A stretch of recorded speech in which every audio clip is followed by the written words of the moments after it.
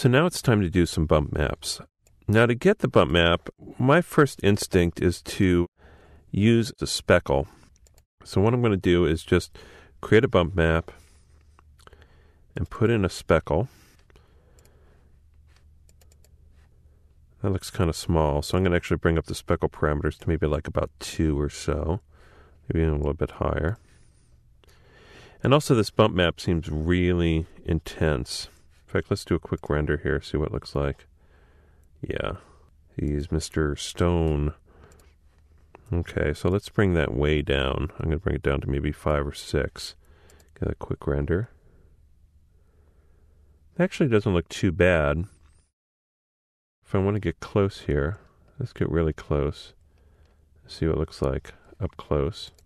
It's always good to do this with your textures, is to just really see what they look like. That's not too bad, but I think it's a little too grainy. I want to kind of round it out a little bit. So what I'm going to do is take this white one, which is actually the main part of the speckle. If I want to look at the speckle, I can just show end result here. See, it's mostly white with dark speckles. So what I can do is in the white, I'm going to actually add a cellular. And then I'm going to take the cellular and make the spread so it goes a little bit more white. And I'm going to make it a lot smaller. Make it about 0.5 or so. So it almost looks like a speckle, but it's actually more of a rounded map. So you see what it looks like here is it kind of tends to soften it just a little bit. In fact, I can make those a little bit bigger. Make those sized by maybe 0.7 or so. And again, what it's doing is it's giving a little bit more round, a little bit more bumpy. Now that bump map is still too high.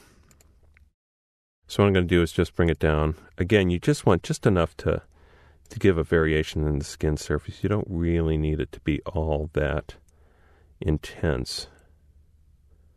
Unless you're doing like a lizard or something like that. Because the veins and pores on most people aren't that intense. Unless they're somebody who's really old or something like that and they've got a lot of creases in their skin. But generally it's fairly smooth.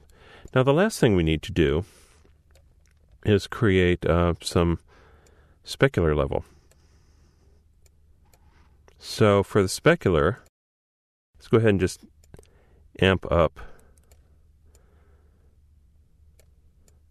little bit of specularity. Now that's probably too much. People are just a little bit reflective, but it's really kind of a dim reflection. There we go.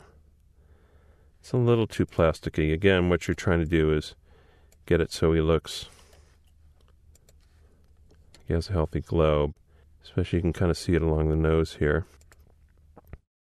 So spread out the glossiness a little bit. And try it again.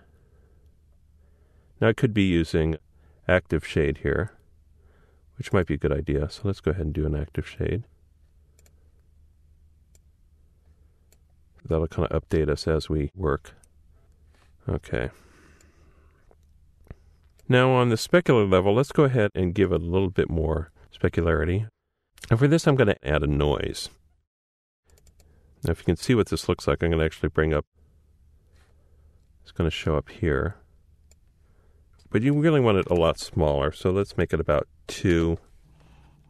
And this is updating really slowly, so maybe what we should do is work on the shader ball for a little bit. You see how that's kind of still bumpy? So maybe even make it like 0.5. And then maybe even make it like a fractal. It's a little bit. And that's still too much. As you can see, it's kind of, he's looking all mottled. But that's just because I've got a very high specular level here. I've got this at 100. If I want, I can just dial it down to, I'll say about 20 or so. That'll probably clean it up just fine. There.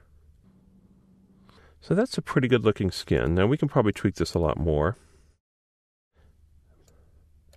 In fact, I like it better when he renders against white, so I'm going to change my environment here and see what it looks like against white.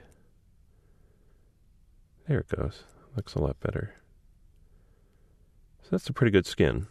So there you go. There's how to do a complex skin. I'm going to go ahead and save this out so you have this as reference. As you can see, just by combining maps and layering and layering and layering, we probably have this thing about 3 layers deep. Take a look at that. Yeah, we've got 1, 2.